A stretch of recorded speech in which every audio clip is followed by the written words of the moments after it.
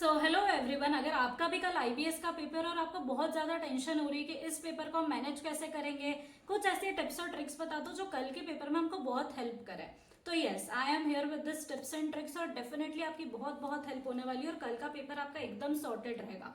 But ये video start करने से पहले मैं एक चीज आपको बोलना चाहती हूँ, ध्यान रखना कल का पेपर आईसीआई आपके लिए फेवरेबल ही बनाएगा, क्योंकि उसने अगर ऐसा नहीं करा तो ये मानकर चलो कि एग्रीगेट किसी का भी नहीं बनेगा।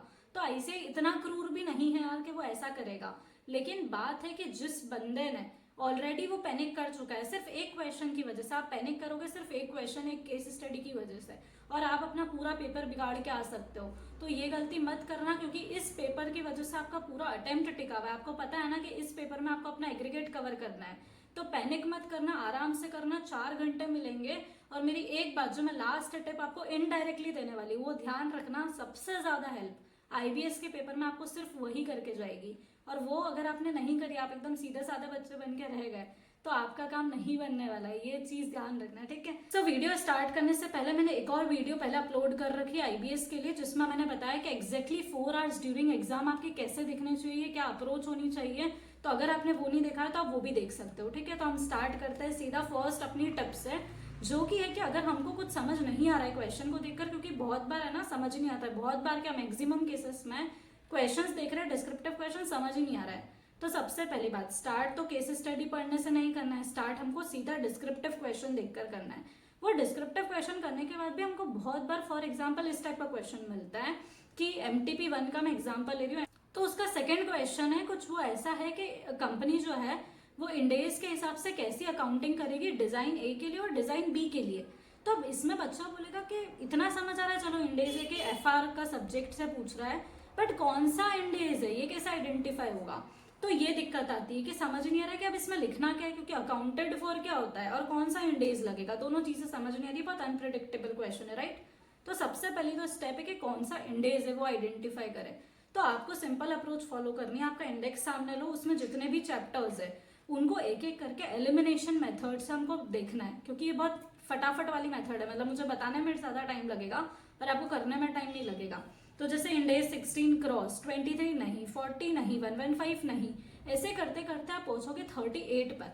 जब आप सोचोगे इंटेंजिबल एसेट के बारे में तो आपको लगेगा कि हाँ डिजाइन तो है, डिजाइन फिर technical know how, patent, copyright, goodwill, ये सब तो इंटेंजिबल एसेट होता है। तो ये 38 है इंडेज, ठीक है। तो जैसे ही आपने इंडेज आइडेंटिफाई कर लिया, अब आपका नेक्स्ट काम है कि अकाउंटेड फॉर पूछा है, कैसा अकाउंट फॉर होगा। तो इसमें मैं क्या लिख सकता हूँ, आप क्वेश्चन की स्टार्टिंग कैसे करो। इंडेज 38 है, ठीक है। इंटेंजिबल एसेट की 2-3 लाइन लिख दी कि इंटेंजिबल एसेट होता क्या है।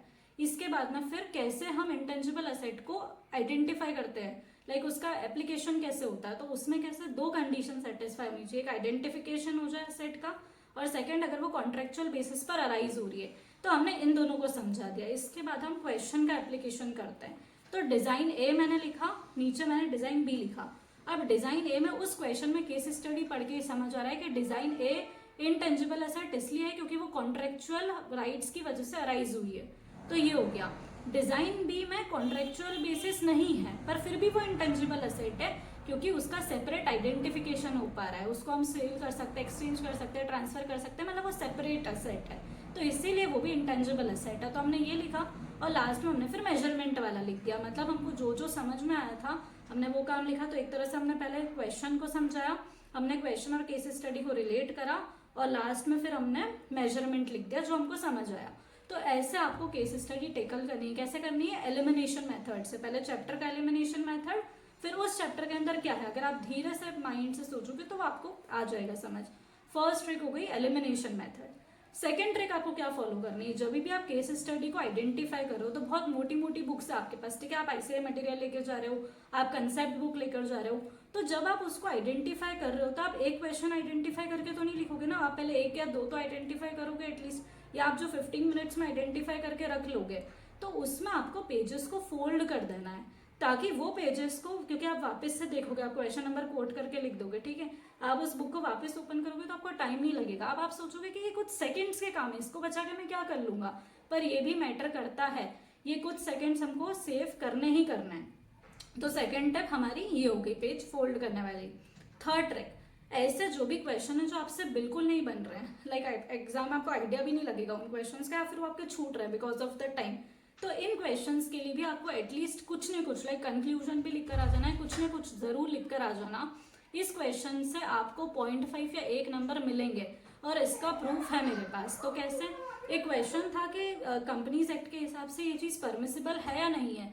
तो एक मेरी जो पास्ट ईयर की स्टूडेंट है ना, उसने सिर्फ इतना सा लिखा था, लाइक 2 लाइन का आंसर कि परमिसिबल है, वो भी उसने तुक्का मार दिया था लास्ट में, और वो सही निकल गया और उसके 0.5 नंबर मिल गए। ठीक है, तो डिस्क्रिप्टिव में ये एडवांटेज हमेशा मिलता है, तो आप ये काम जरूर करना। लास्ट में लाइक 2-4 मिनट बचते ना, उसमें कुछ लिख कर आ जाना।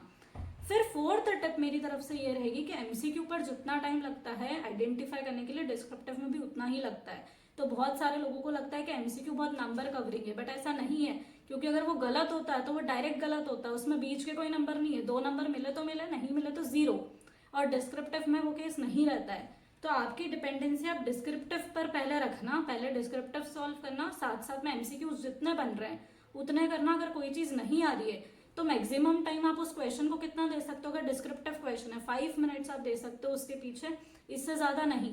तो जब भी आप पेपर सॉल्व करो, घड़ी हमेशा आपके सामने होनी चाहिए, वरना आपसे पेपर नहीं बनेगा, आपसे कंप्लीट नहीं होगा।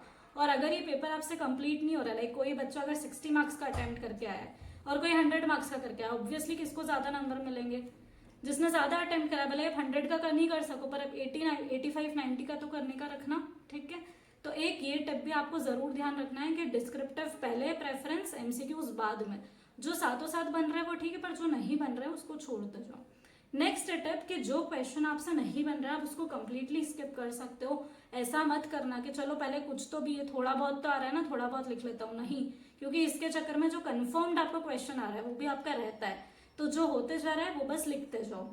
फिर नेक्स्ट चीज आपको ध्यान रखनी है कि कुछ लोग बोलेंगे कि कीवर्ड्स भी अंडरलाइन कर देना, और जितना ज्यादा मटेरियल आपको याद आ रहा है कंटेंट उतना ज्यादा आप लिख कर आना। बट हर किसी की स्पीड सेम नहीं होती है, और इस पेपर में लिखने में टाइम वेस्ट नहीं होता है, आइडेंटिफिकेशन में टाइम लगता है।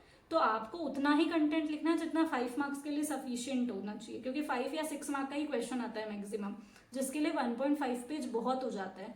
कीवर्ड्स आपको अंडरलाइन नहीं करने हैं, सिर्फ आप लाइन छोड़ छोड़ के लिखो, क्योंकि ये करने के चक्कर में आपका पेपर छूट जाएगा, बहुत कम टाइम मिलता है आपको। ठीक है, हर केस स्टडी के लिए आप मैक्सिमम 45 मिनट्स का टारगेट लेकर चलना, उससे ज्यादा, क्योंकि आप सिर्फ डिस्क्रिप्टिव कर रहे हो ना अभी, डिस्क्रिप्टिव और 1-2 एमसीक्यूज, उससे ज्यादा नहीं हो पा रहा है तो फिर आप उसको ड्रॉप कर देना वहां पर ही। 3 घंटे 15 मिनट के बाद अगर आपका कोई भी क्वेश्चन नहीं हो पाता है तो आप उसको वहां पर ही ड्रॉप करके एमसीक्यूज पिक कर लेना, क्योंकि आपके एमसीक्यूज अगर रह गए तो वो आपके सीधे श्योर शॉर्ट वाले नंबर थे, तो वो नहीं रहने चाहिए एट एनी कॉस्ट। ठीक है, तो टाइम मैनेजमेंट का बहुत ज्यादा खेल है इसमें।